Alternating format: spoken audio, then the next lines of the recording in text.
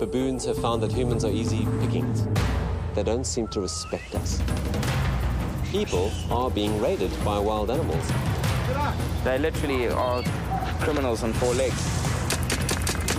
They're like gangsters. It's a carjacking. Oh, shit! Hey! Baboons are dangerous animals.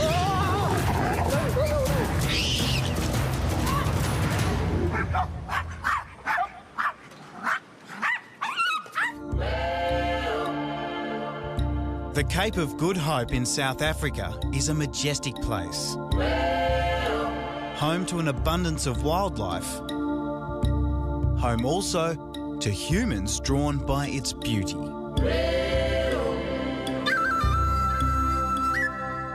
And in the hills above the suburbs live their neighbours, the Chakma baboons of Cape Town. It's been their home for 1 million years.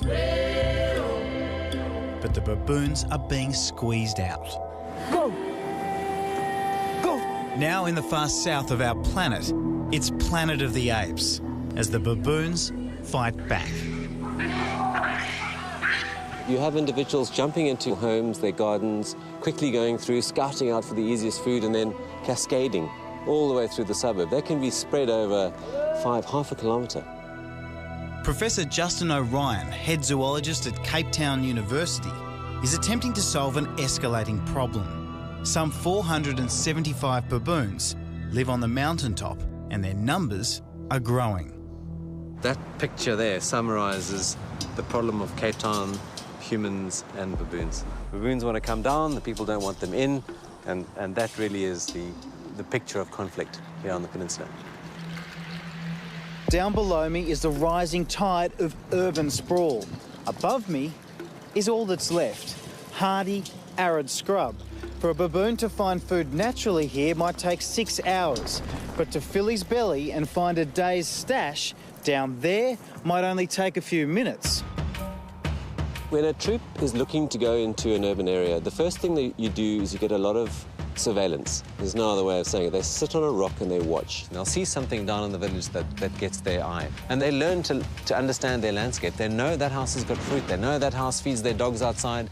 They know this place is bad with their litter. So there's a lot of what goes on in there the baboons are very aware of and take advantage of. He can run from 150 metres away, so the people aren't even aware that the baboons are there. He's assessed the scene, runs straight towards the car. The people scream. The baboon opens door and climbs into the car with people inside. That is audacious. That element of surprise is all to the baboons. They win, hands down, every time. Oh, shit!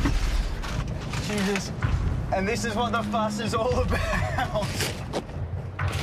Look at this. It's almost human-like. Perhaps that's exactly why they are so difficult to deal with, because it's the very traits that have made us successful that have made them successful. It's their agility, it's their perseverance, it's their patience, it's their trial and error, their willingness to try anything and then conquer it. I've just been jacked. They've taken the CDs, the GPS, 2 bottles of Coke, and they've just finally got into this bottle of water, and it's all happened in a matter of minutes. You can see just how much damage they can do in such a small amount of time. How bold are they? Bold enough to mug a person, particularly women and children. You have children who are being traumatised, children who are too scared to play in their own gardens. I regard that as a dire state of affairs. He's been for psychiatric treatment at the age of 2. He was alone in the house with the maid, and the troop came through there. Till the age of 11, 12, 13, he used to sleep next to my bed every night, and he would put his little arm up to feel if I'm still there. There's one right there. You can see how big he is. Isn't that the one that's always been breaking in? Go quickly, shoot now, Jared, shoot. This weapon is a paintball gun. It won't kill, but it does hurt. With weapons like these, it might seem that humans have the upper hand, but sharing 92% of our DNA, baboons are proving intelligent and cunning combatants. and they're so clever. They are far better spies than we are. What they do with this, to get this open, he would bang against the window like this. But this will pop open, and they'll open the window and send a small one in. The small one will get in and open this one, and for the rest of the troop to get in. Ray Reich's place has been raided 5 times. The last time he filmed the aftermath on his mobile phone. His home was trashed, every room covered in feces and urine. They know that they are trespassing, they know it, and yet they are still doing it. And that perhaps is what we find most troubling, is that they don't seem to respect us. I'm lying on the couch having an afternoon snooze, and he's in the door. Then I got trouble. That's what happens. He's in the door, a big ball of steel wool bouncing in my front door. He's heading for my fridge. My last $100 of food, he wants it badly. Pierre de Villiers and his family have lost count of the times their home has been invaded, and they feel helpless. The law is against us even touching them when they come into our house. We are threatened with prosecution if we injure a baboon in any way, and yet they come in and they'll steal what food we have. I'm a man. Shit, I got a family to protect and feed. I can't just let a bunch of monkeys run around all over me. So what do you do then? What do? I fight him. I grab whatever I can, preferably something to throw at him because I want him further than arm's length. These bullets don't hurt. I mean, it's not going to kill them. So, Jared, just shoot this thing quick.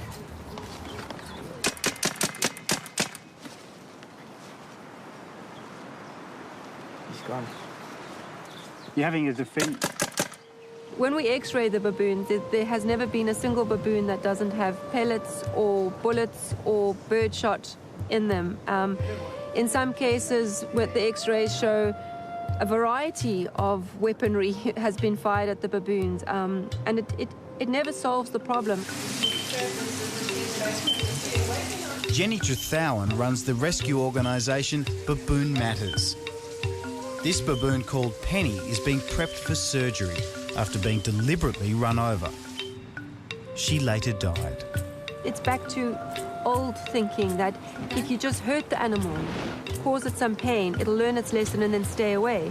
But unfortunately, it doesn't work that way. You've stung them for a while, but all they're going to do is look for the person who's got the paintball gun. He'll just learn to look for you and see, have you got your paintball gun today or haven't you? And then if you have, he'll be sneaky, or he'll avoid your property for that day and he'll come back the next day. But in this battle, the baboons aren't without their own weapons. Sharp teeth, sharp claws, and even sharper minds. The baboon plays a very good game. You run at the person with intent. And if they hold their ground, you veer off and no harm done. But invariably, you see a baboon running at you, a big male, and you stop, and then you know what he wants. It's this thing, and you drop the bag, baboon learns. And then that gets positively reinforced. Are they dangerous? Definitely.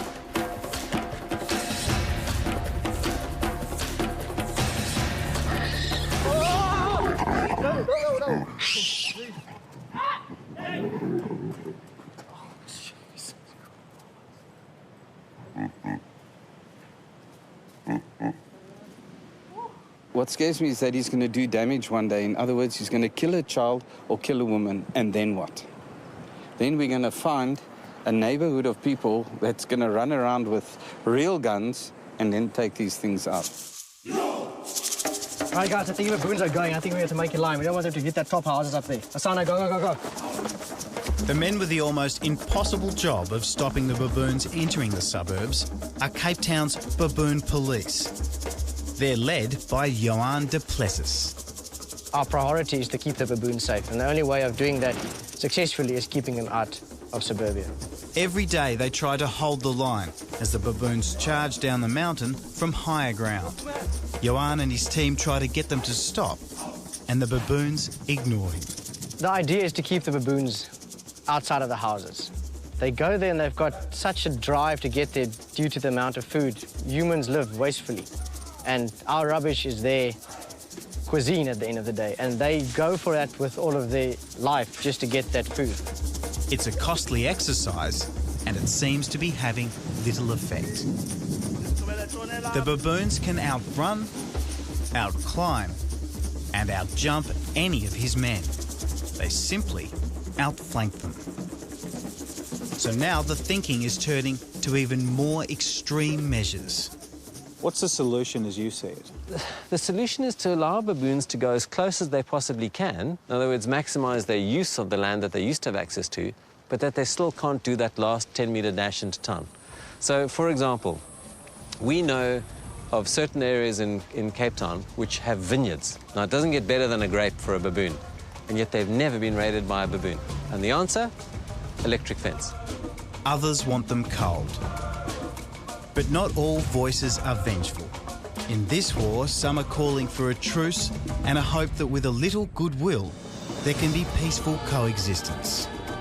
We're all primates. People should just realize that there's no point being angry with the baboons. The baboons are just going to carry on doing what baboons do. You can change. I love each and every one of them, and they stole my heart. And a primatologist friend of mine many years ago said that once you go baboon, you can never go back. So, And you've gone baboon. I've gone baboon.